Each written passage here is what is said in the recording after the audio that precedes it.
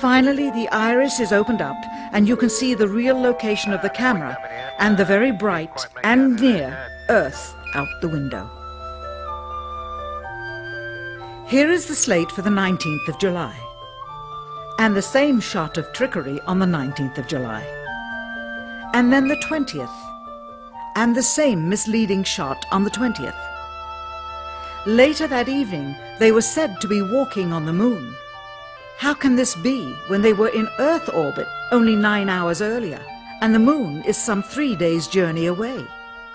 Furthermore, if they genuinely went to the moon, why would they be faking any part of it? Why this trickery with the window?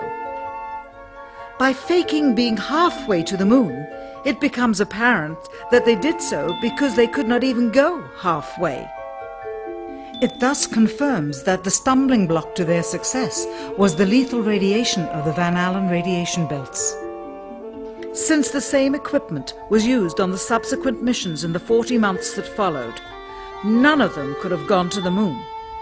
They only increased their proficiency at staging them.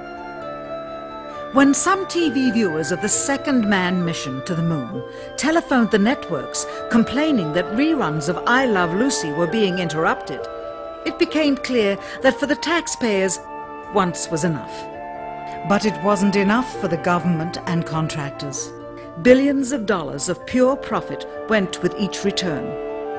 How coincidental that the following mission would have the element of life and death jeopardy. Apollo 13. Now the public would take going to the moon more seriously and be reconnected with the drama. We now realize that perhaps the reason Neil Armstrong has never given an on-camera interview is because he doesn't want to lie anymore. What threats may have been made upon such honorable men or their families to possess their reluctant cooperation and later ill feelings towards perpetuating this still darkened hour in American history. NASA's highest-ranking official, James Webb, resigned without explanation just days before the first Apollo mission. Why, when he was on the threshold of achieving the greatest accomplishment of his career? All 3 Apollo 11 astronauts also resigned shortly after their return. On the 25th anniversary of the event, in 1994, Neil Armstrong made a rare public appearance and held back tears as he spoke these brief cryptic remarks before the next generation of taxpayers as they toured the White House. Today we have with us a group of students among America's best. To you we say, we have only completed a beginning. We leave you much that is undone. There are great ideas undiscovered, breakthroughs available to those who can remove one of truth's protective layers. He is that layer. Perhaps someday soon, with the uncovering of this footage and its meaning, the true patriots of America will rise up or come forward and free the citizens and themselves from the sin that so easily entangles and from a federal government that needs to have the gangrene cut off. Even if the government's destruction would come from the truth, then it is not worthy to stand, and its betterment would inevitably follow. All of us are mortal. All of us will die.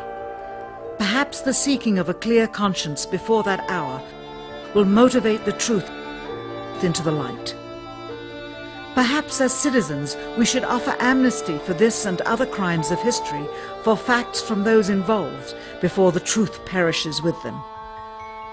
Why must we wait until the year 2017 to open the Kennedy assassination files?